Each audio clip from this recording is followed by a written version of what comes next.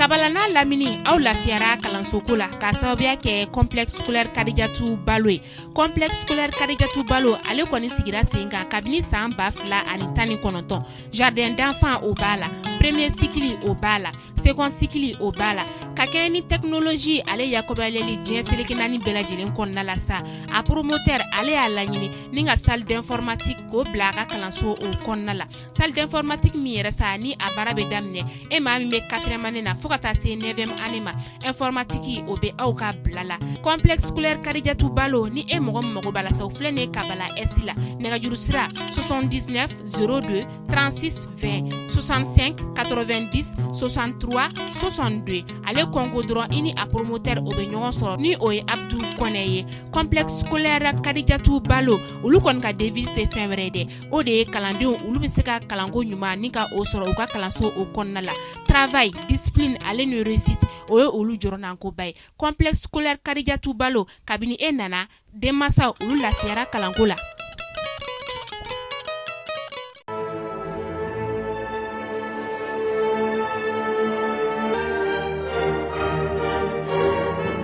Septembre kalo tile 16 san 2021 aw minnu ma filɛ sanga n'a ka wagati an ka bɔlɔlɔ kana la Mali kɔnɔ yan ka taa se Mali kɔ kana ma an bɛ aw bɛɛ lajɛlen fo a ka wagati o cogoya la aw bɛ sigi ka kunnafoni min ma kɔnɔ tɛnɛ fo ka se juma ma ale waati kɔni ni ye o sele Malikunafoni.net ale jabaranin kan a y'aw bisimila.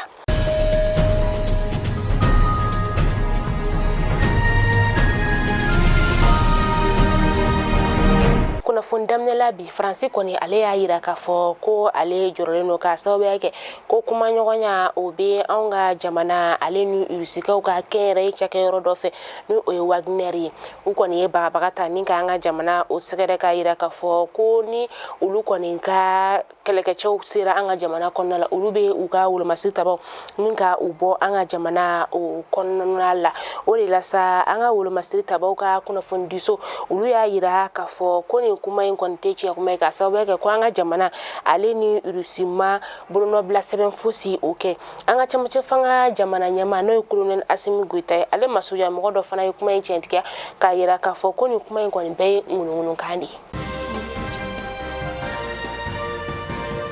Kajolo kɛnɛya tigilamaw olu kɔni jɔrɔlen do kosɛbɛ ka sababuya kɛ sumaya bana ka taa se mura ani sɔgɔsɔgɔ ma o kɔni bɛ ka yakubaya olu ka dugu o kɔnɔna la kabi dɔgɔkun tɛmɛnen na o de la u ka kɛnɛya tigilamaw olu y'a yira k'a fɔ ko banabagatɔ maa duuru o maa duuru n'olu taara u yɛrɛ lajɛ a maa duuru la i bɛ taa sɔrɔ sumaya bɛ maa 3 o de la a maa 2 tɔw ta ye mura ani sɔgɔsɔgɔ ye u kɔni ye kunnafonidilaw ni ka ci bila olu ma walasa u ka se ka kunnafoni ka o jɛnsɛn maaw ka se ka u hakili to u yɛrɛ la ka sababuya kɛ ni wagati in na an bɛ sumaya ale ni mura ani sɔgɔsɔgɔ tuma de la.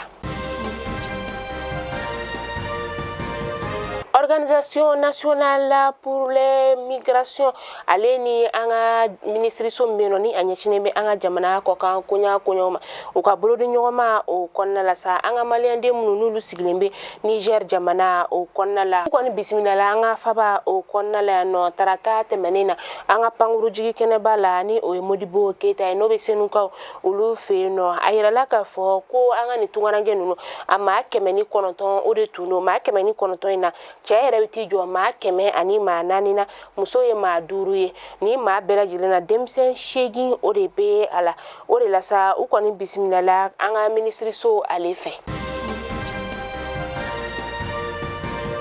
An bɛ taa kɔkan kibaru la an bɛ taa Laginɛkaw olu fɛ yen nɔ kabini Septembre kalo tile 5 san 2021 na ni fanga bɛ finitigilakaw olu bolo u kɔni ye sigikafɔ ni ka o boloda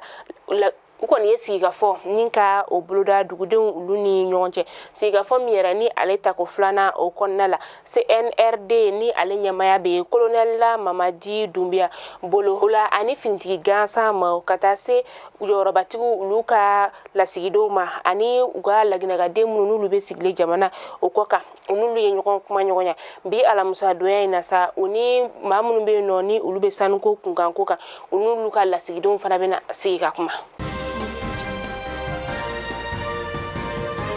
Gabonkaw fe no u ka ministre ɲɛma kɔrɔ ni o ye Kazimir Oyemba ye. Kazimir Oyemba an dabama ka wele kɔni sera ale ma ka sababuya kɛ coronavirus ye ale bana ye. A kɔni tun dalen bɛ Libreville ale lapitani so la yani u ka ta teliya la ka taa n'a ye Françaisikaw fe no a ka bana juguyalen a kɔni tun ladalen bɛ no a tayana bi alamisa Septembre kalo tile 16 san 2021 ka sito san 79 na. Kazimir Oyemba ale kɔni kɛra ministre ye san 1990 ka taa se san 1994 ma. An bɛ dugawu de kɛ Ala ka badabada dali nɔgɔya an ka fure bɛɛ lajɛlen.